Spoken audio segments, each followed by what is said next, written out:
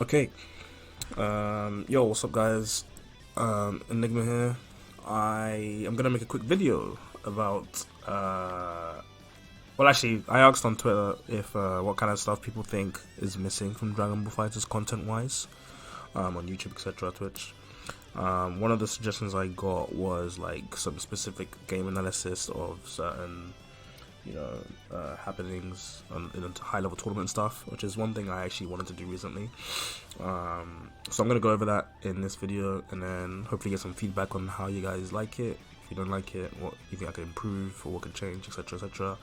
And I'm also, for this video, I'm not gonna do like an intro or outro or anything like that. No like special editing and stuff, just because it's like 10 PM here, and I just wanted to get this out. So maybe for the next one I will, or the next 1 in 5 times or whatever, I don't know, but yeah. So that's what we're gonna do now, so I'll get right into it. And basically it was recently at Spain Saga. Congratulations to Sonic Fox, they won over Goichi in the grand finals reset. And one of the tools he used was Base Vegeta's mix up with Kid Buu Assist. So I'm just gonna quickly record it from the bot side.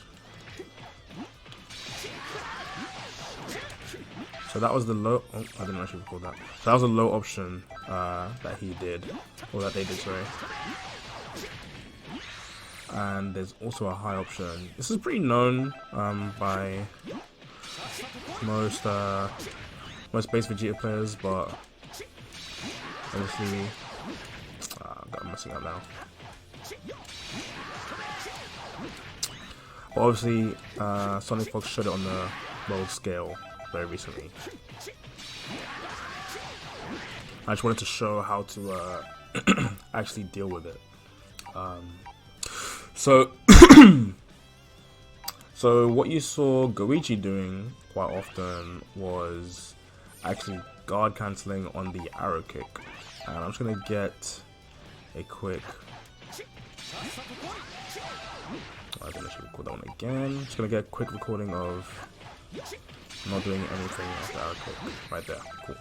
So if you guard cancel an arrow kick, as you saw, if you watched the tournament, you saw Base Vegeta will just block every time. It's very easy for Base Vegeta to block there. If I show you me doing the arrow kick, so guard cancel on, I'll show you as Base Vegeta doing the arrow kick. So right there, it's very easy to block. Even if I input 2H, it doesn't come out because of the freeze. It actually doesn't come out. So even if he guard cancels late, so let's say around 10 frames, because of the timing, it won't come out. You know, it'd have to be a very specific timing for it to come out. Oh, that's that up. And even then, it's like, you know, maybe a bit later. Oh, can't guard cancel. So yeah, it's, you know, it's not something reliable, guard cancelling on the light arrow kick. So instead, what you want to do is actually guard cancel on the 5H. So if I get that to be 0. So if the Base Vegeta commits to the mix-up, he actually cannot punish this. Can't do anything. Can't tag. Can't super. Oh, sorry, can't super. Yeah, he can't do anything. One way for the Base Vegeta to deal with this is to wait for your guard cancel and then 2H.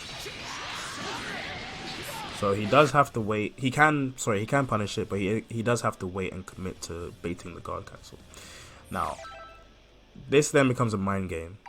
Is he going to guard cancel? Is he not going to guard cancel? Do I run my mix? Do I wait for the guard cancel? And if you manage to get in the opponent's Base Vegeta's head enough that you got a guard cancel on the 5H, then you can get him to do. Then this can happen. Not guard cancel, please. You actually get to punish him.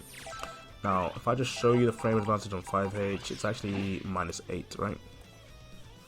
So you can punish that for free. So he acts like he's gonna go for the mix-up, thinks he's gonna guard cancel, and you don't, and you punish him. He can make this safe by using 5S. then he actually punishes you for that. And obviously you can, but then obviously you can reflect the Kid Buu assist that comes after, right? And if you guard cancel and he does 5H 5S, he actually still cannot 2H this. No matter how far full screen, he still can't 2H here.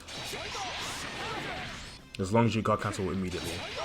So if you're waiting for it. Now, if you obviously delay your guard cancel to double check or whatever, then obviously he can 2H, you know. But otherwise he can't do anything. So if you're realizing he's doing a certain string, see the 5H, you guard cancel, then you know you're playing into the mind game. So it's you know, it's not something you want to do all the time, but it's definitely something you want to show him that you're willing to do. So he can't just, you know, because this 50-50 is it's very strong. It's very, very strong. It's not something you want to be taking all the time, especially with someone like Base Vegeta who doesn't need 2 assists to do a lot of damage. You know, it's not something you want to be holding a lot. So yeah. So that's just something I wanted to cover. One way to get out of the mix-up. Definitely obviously if he snaps you back, you know, good luck. You just have to guess. But otherwise, you can definitely utilize it. This is one of the reasons I think that he's really strong on point with his team order. It's the same theory that I use with Cell when I play him. I have Cell, Kid Buu, Super Saiyan Goku. Obviously he's got a 3-way mix, and it's very strong at the round start. They have no meter, you know, they can't guard cancel. If you get on the block string with Kid Buu assist, then they basically just got to guess, and from there you can really snowball. So that's one of the, you know, the methods that Sonic Fox used to overcome Goichi in the finals. So with that done, I actually just want to go over something else. So on top of the mix that I just showed, I'm going to show another mix-up that you can use as Base Vegeta with Kid Buu assist. So it's very straightforward, well, kind of straightforward.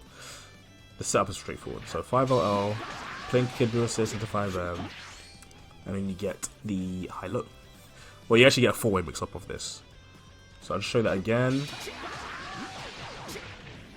And that's actually that's a super jump IED into into fast falling backwards.